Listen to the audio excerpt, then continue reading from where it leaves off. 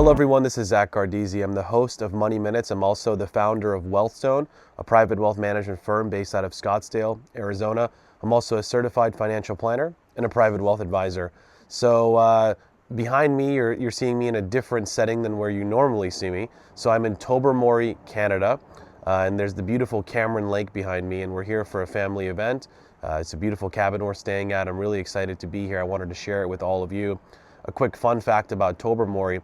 Tobermory is known as the freshwater scuba diving capital of the world, and it really is a beautiful place. I'll put up some pictures and videos that I take of this area while I'm here, but it really is a beautiful place and excited to share it all with you.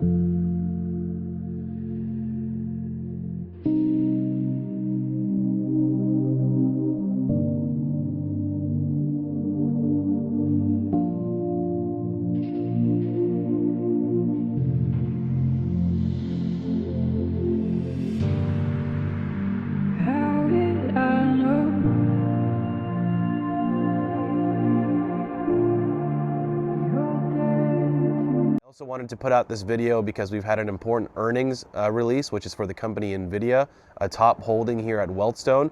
And I also wanted to share what this means for the overall market, our client portfolios, as well as other updates for clients. So let's get right into it.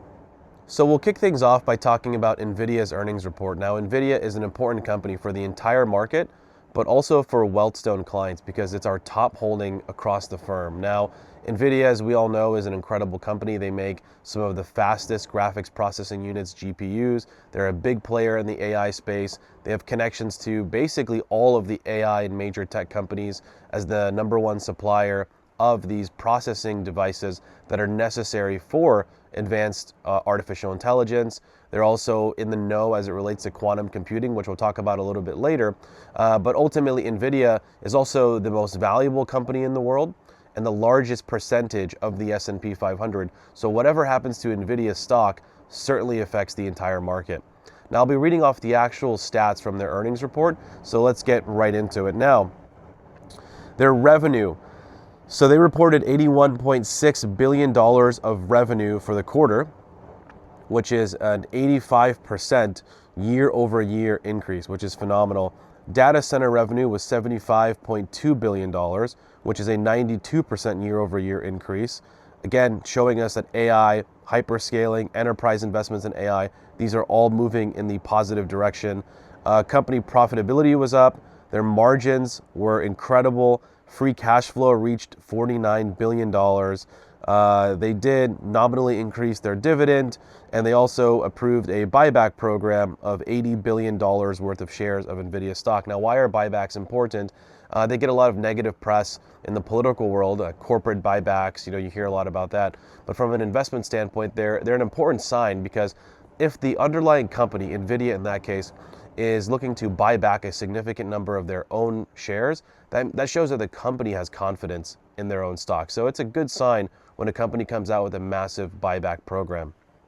Now, overall, what does this mean for Nvidia and for the AI movement, for the stock market, the tech market? It's an incredible sign because, again, another strong quarter from Nvidia showing us that AI investments are ratcheting up, so they're not slowing down, as you hear a lot about the doom and gloom of AI sometimes, especially when the market's wobbling a bit. You start to see a lot of headlines, AI is crashing, AI is going down, the technology is not really a serious or real technology. Well, again, another quarter where Nvidia proves those people wrong, and it shows us that actually companies are investing significantly more in artificial intelligence, which I talked about in my recent video too. We're moving into this next phase of AI with agentic AI, which is basically AI systems that sort of live within your computer, live within your phones. They could do autonomous tasks for you. They could take over systems and software. You can control, what approvals and what rights they have over your devices. But ultimately, for companies, imagine mundane tasks that you have certain employees doing. You can now offload those to AI systems and have your employees do other tasks. Companies can be right-sized. There could be shifts in the markets. There could be changes in just jobs. There could be changes in companies overall. Imagine the scale of a small business who may have a hard time hiring 1, 2, 5, or 10 employees, but it's a lot easier for them to hire or put together a 1 or 2 or 3 system agentic AI employee staff that does certain tasks for them throughout the day. So We're seeing a lot more of that, and I think we'll see even more of it over the next few months, eventually transitioning over into robotic AI, which is what we call physical AI. These would be other jobs and other tasks around the house, around the office, that you could have basically robots do. And I think in the beginning, rather than the negative side that you hear about, which is high or massive unemployment, negative effects to the economy, I think what you see is a lot more scale. So you're going to see companies scaling. You're going to see more capabilities for certain companies. I really think this could be an amazing thing for small businesses, as long as they have the ability to understand and learn these technologies, to invest in them. If they can do this, there should be a huge boost for small businesses. So we'll continue to see how that develops. But Nvidia's earnings report also helped catapult quantum computing as well. Again, more references to the advancement of quantum computing technologies, more references to memory. So another top holding at Wealthstone, which is Micron Technology, had an incredible earnings season themselves, has had an incredible year so far for the stock. Again, supported by what's going on at Nvidia, which is showing us continued demand in the AI space. So incredible earnings season from Nvidia, and I can't say that we're shocked, because we continue to expect this quarter after quarter. So shifting gears a little bit to quantum computing now, the White House recently announced a $2 billion grant to 9 different quantum computing companies, many of which are holdings at Wealthstone for some clients. Now, these quantum computing stocks have reacted extremely positively to this award, mainly because it's showing the US government is now focusing significantly on quantum computing, even offering or considering to take equity stakes in some of these companies. Now, this is a big deal because there's another race going on. Yes, there's the AI race. There's a space race to get to Mars and to build commercial space travel. You see all these satellites going out into space as well. But there's also a race to develop quantum computing. Now, quantum computing is extremely fast computing. I won't even try to explain it at the scientific level. It's definitely not qualified to do that. But I will tell you, I made a video on this at the end of 2024 where I talked about Google released a chip. It was called the Willow chip. Now, it's a quantum computing chip. They were able to do a benchmark, so basically a test of that chip. Now, the world's fastest supercomputer would execute this particular benchmark in many septillion years. And septillion years is longer than how long the Earth has been around, longer than how long the universe is expected to have been around. And so basically, the world's fastest computer would never get this particular benchmark done. Well, Google's Willow chip was able to complete the benchmark in about 15 minutes. So it just shows you how incredibly powerful quantum computing really is. And so, whichever country is able to develop quantum computing first basically becomes the most powerful country in the world, as well as who develops the best AI technology, as well as who develops the best space technology. So there's a lot of different technological races going on right now, so it makes sense for the US to invest in this area. But for investors, this should tell us we should be paying attention to what's going on in quantum computing, because it very well could be the next big thing. So let's get into earnings season. Now, we talk about earnings from a company level, but we also want to talk about it holistically from the overall market perspective, because it's important to talk about, for example, what's going on with Nvidia's earnings, but how are the other stocks in the market doing? So just to give you some insight, this is from a company called FactSet. They release their information publicly available. It's great earnings insight. The report's actually called Earnings Insight. This is released on May 21st. And so for Q1 2026, 94% of S&P 500 companies have reported actual results. 84% of those companies have reported a positive earnings per share surprise, and 81% have reported a positive revenue surprise.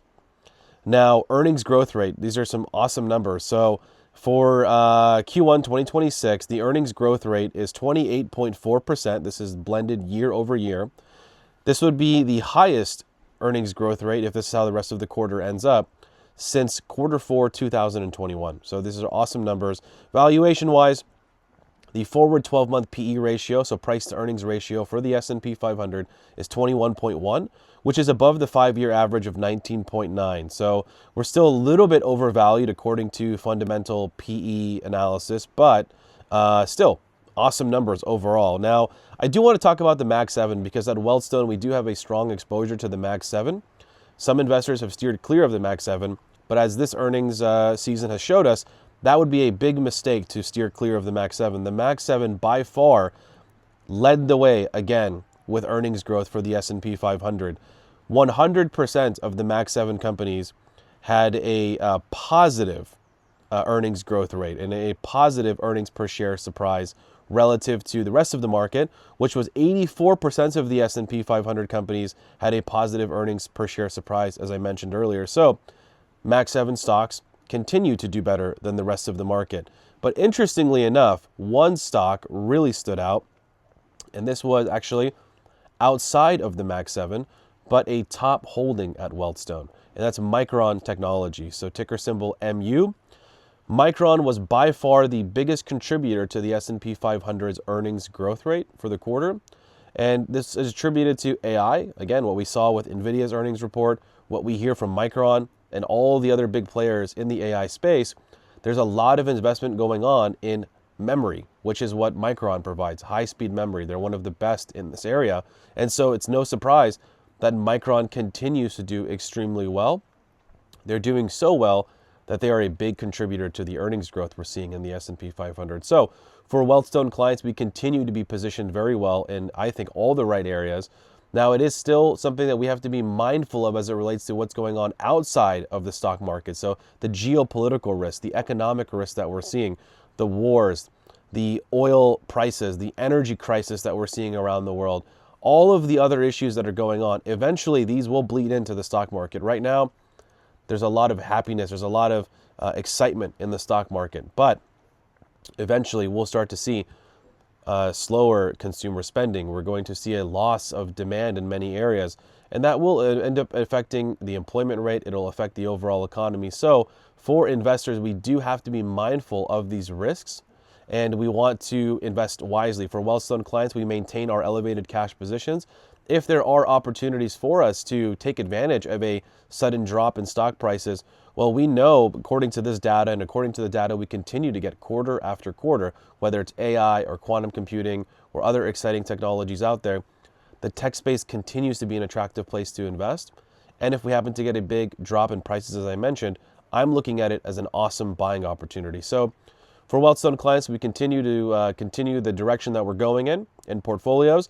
I'm not recommending any major changes at this point. And for investors who have missed out on a lot of these returns or these awesome investments, or maybe you're just trying to figure out how to navigate this market, please don't hesitate to reach out. As I just explained in this video, there are parts of the market that are doing much better than other parts of the market. So you want to be invested in the right areas and avoid any unnecessary risk.